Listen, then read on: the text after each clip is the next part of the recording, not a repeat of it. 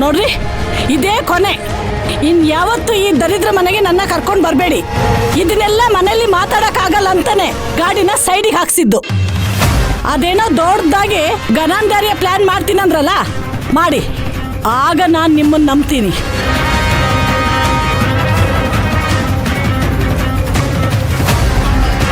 ಬೇಡ ನೋಡು.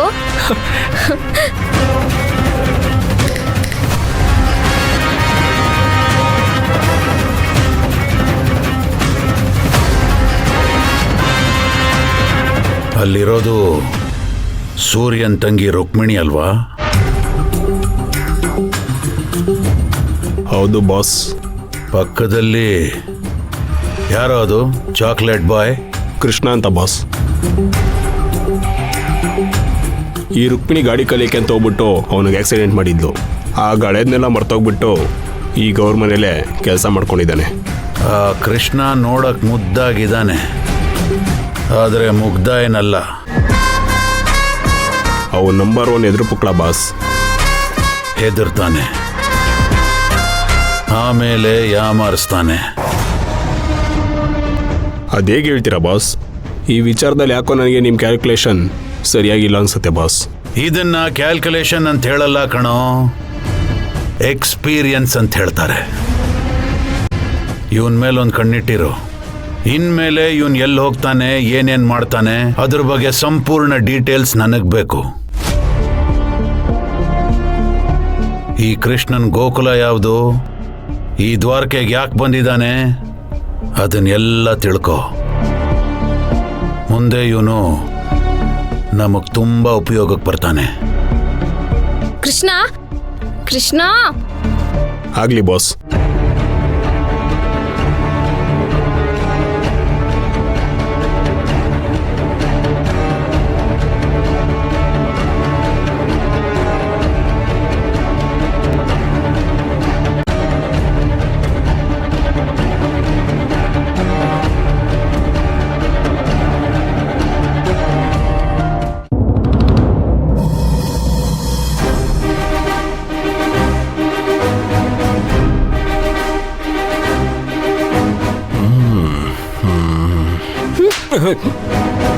ಊರ್ ಮೇಲೆ ಊರ್ ಬಿದ್ರು ನೀವು ಮಾತ್ರ ಆರಾಮಾಗಿ ಬಿದ್ದೀರಿ.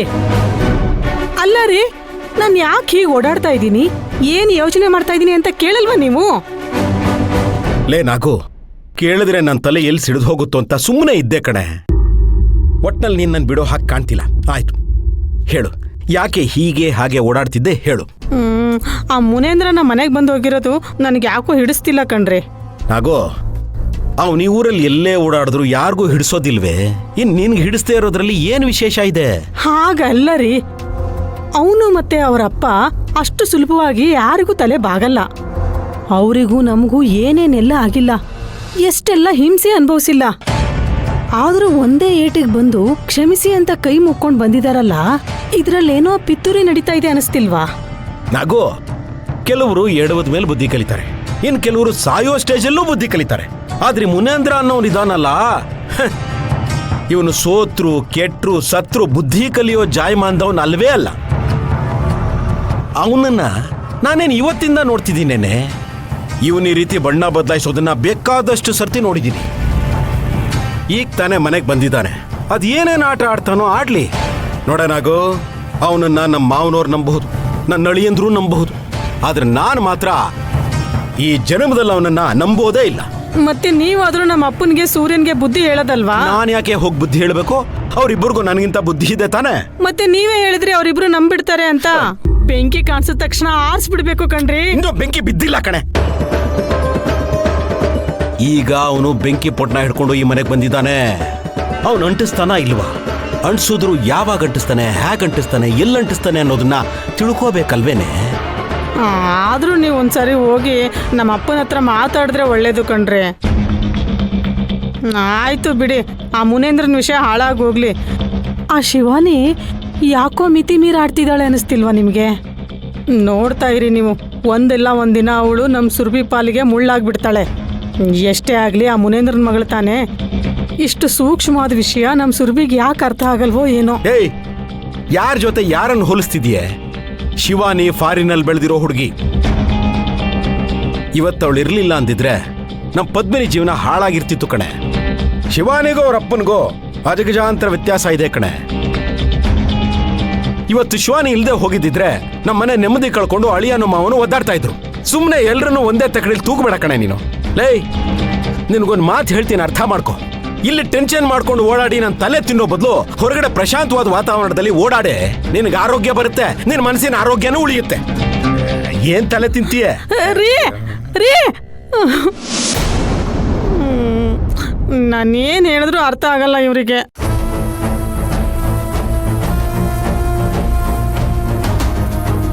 ಪ್ರೀತಮ್ ನೀನು ತಿಳ್ಕೊಂಡಿರೋಷ್ಟು ಒಳ್ಳೆ ಹುಡುಗ ಅಲ್ಲ. ಅವನ ಟಾರ್ಗೆಟ್ ಇರೋದೇ ಅನಾಥ ಹುಡುಗಿರ ಮೇಲೆ. ಆಮೇಲೆ ಮನೆ ಕೆಲಸದೊಳನ್ನ ಮದುವೆ ಆಗ್ತೀನಿ ಅಂತ ನಂಬಿಸ್ತಾನೆ.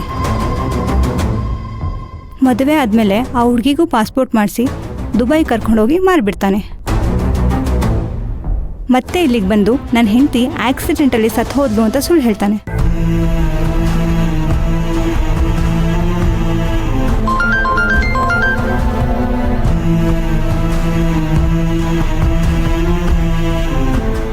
ಹಲೋ. ಹಲೋ, ಯಾಕೆ ಭೂಮಿ ಬ್ಯುಸಿ ಇದೆಯಾ? ಹಾ, ಸ್ವಲ್ಪ ಬ್ಯುಸಿನೇ. ಸಾರಿ, ಹೀಗೆ ಹೇಳ್ತೀನಿ ಅಂತ ಬೇಜಾರು ಮಾಡ್ಕೋಬೇಡ. ಈಗಲೂ ನೀನು ಮನೆ ಕೆಲಸನೇ ಮಾಡ್ತಾ ಇದೀಯಾ ಅಲ್ವಾ? ಹಾ, ನಮ್ಮ ದೊಡ್ಡ ಯಜಮಾನ್ರು ಅಮ್ಮವರು ಊರಿಗೆ ಹೋಗ್ತಾ ಇದ್ದಾರೆ.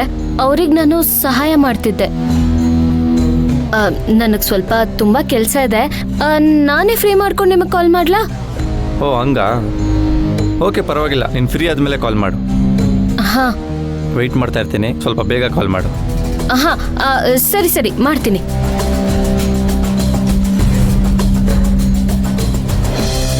ಭೂಮಿ,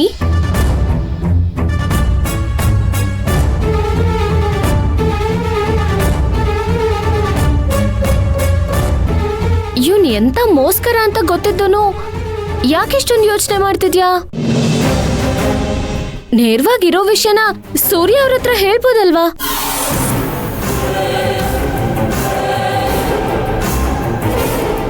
ಹೇಗ್ ಹೇಳಕ್ಕಾಗತ್ತೆ? ಪ್ರೀತಮ್ ಮೋಸ್ಕರ ಅನ್ನೋದಕ್ಕೆ ನನ್ನ ಹತ್ರ ಯಾವ ಸಾಕ್ಷಿ ಆಧಾರಗಳೂ ಇಲ್ಲ. ಯಾವುದೋ ಒಂದು ಹುಡುಗಿ ಮುಸ್ಕಾಕೊಂಡ್ ಬಂದು ಹೇಳಿದ ತಕ್ಷಣನೇ ಎಲ್ಲ ನಂಬಿಡಕ್ಕಾಗತ್ತಾ? ಅದಲ್ದೇನೆ ಚಿಕ್ಕ ಯಜಮಾನ್ರಿಗೆ ನನ್ನ ಮದ್ವೆ ಟೆನ್ಷನ್ ಒಂದೇ ಅಲ್ಲ, ದೊಡ್ಡ ಯಜಮಾನ್ರು ಅಮ್ಮೋರೆಲ್ಲ ಊರಿಗೆ ಹೋಗ್ತಿದ್ದಾರೆ. ಇಲ್ಲಿ ಬೇರೆ ತೊಂದರೆ ಇದೆ.